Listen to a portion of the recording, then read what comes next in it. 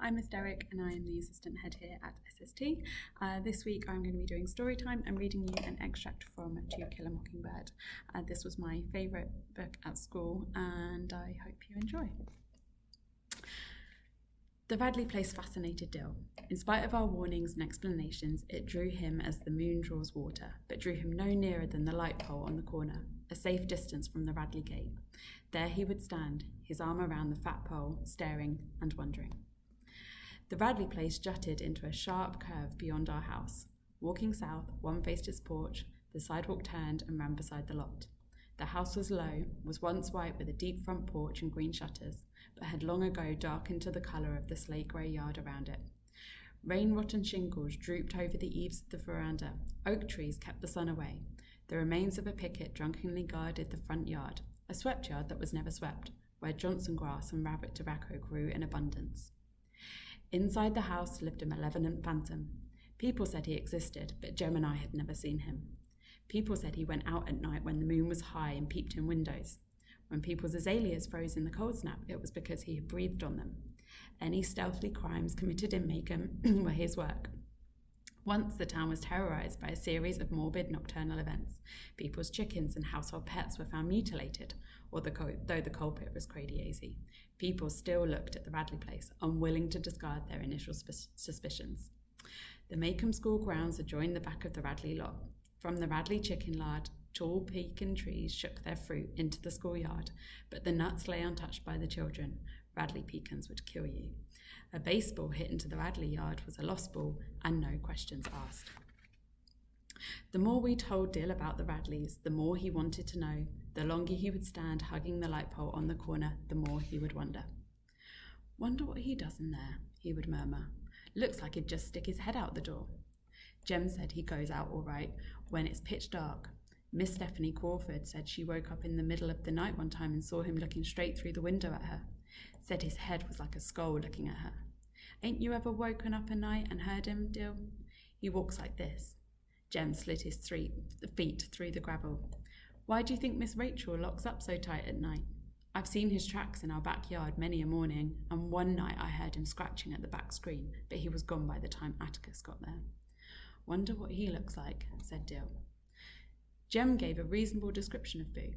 Boo was about 6.5 feet tall, judging from his tracks. He dined on raw squirrels and any cats he could catch. That's why his hands were blood-stained. If you ate an animal raw, you could never wash the blood off. There was a long jagged scar that ran across his face. What teeth he had were yellow and rotten. His eyes popped, and he drooled most of the time. "Let's try and make him come out," said Dill. "I'd like to see what he looks like." Jem said if Dill wanted to get himself killed, all he had to do was go up and knock on the front door. Our first raid came to pass only because Dill bet Jem, the grey ghost, and 2 Tom Swifts that Jem wouldn't get any further than the Radley gate. In all his life, Jem had never declined a dare. Jem thought about it for 3 days. I suppose he loved the honour more in his head, for Dill wore him down easily. "You're scared," Dill said the first day. "Ain't scared, just respectful," Jem said. The next day, Dill said, "You're too scared even to put your big toe in the front yard." Jem said he reckoned he wasn't, but he'd pass the Radley house every day of his school life. "Always running," I said. But Dill got him the 3rd day, when he told Jem that the folks in Meridian certainly weren't as afraid as the folks in Macomb, that he'd never seen such scary folks as the ones in Macomb. This was enough to make Jem march to the corner, where he stopped and leaned against the light pole, watching the gate hanging crazily on its homemade hinge. "I hope you've got it through your head that he'll kill us, each and every one, Dill Harris," Jem said when we joined him. "Don't blame me when he gouges your eyes out. You started it, remember?" "You're still scared," murmured Dill patiently. Jem wanted Dill to know once and for all that he wasn't scared of anything. "It's just that I can't think of a way to make him come out without him getting us. Besides, Jem had his little sister to think of." When he said that, I knew he was afraid. Jem had his little sister to think of the time I dared him to jump off the top of the house. "If I got killed, what'd become of you?" he'd ask.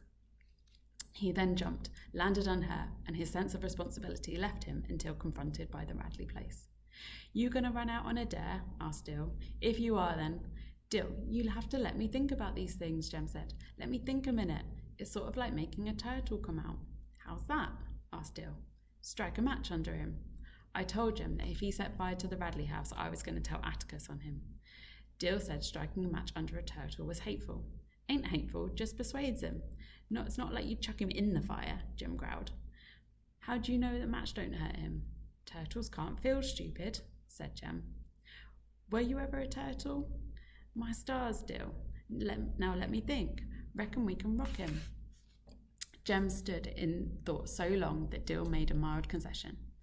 I won't say you ran out on a dare, and I'll swap you the grey ghost if you just go up and touch the house. Jem brightened. Touch the house? That all? Dill nodded. Sure, that's all now. I don't want you hollering something different the minute I get back.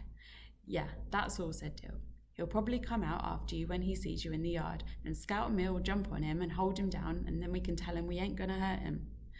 We left the corner, crossed the side street that ran in front of the Radley house and stopped at the gate.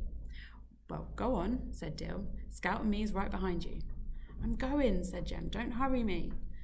He walked to the corner of the lot, then back again, studying the simple terrain as if deciding how best to effect an entry, frowning and scratching his head. Then I sneered at him. Jem threw open the gate and sped to the side of the house, slapped it with his palm and ran back past us, not waiting to see if his foray was successful. Dill and I followed on his heels. Safely on our porch, panting and out of breath, we looked back.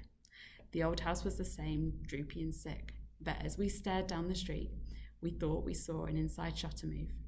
Flick.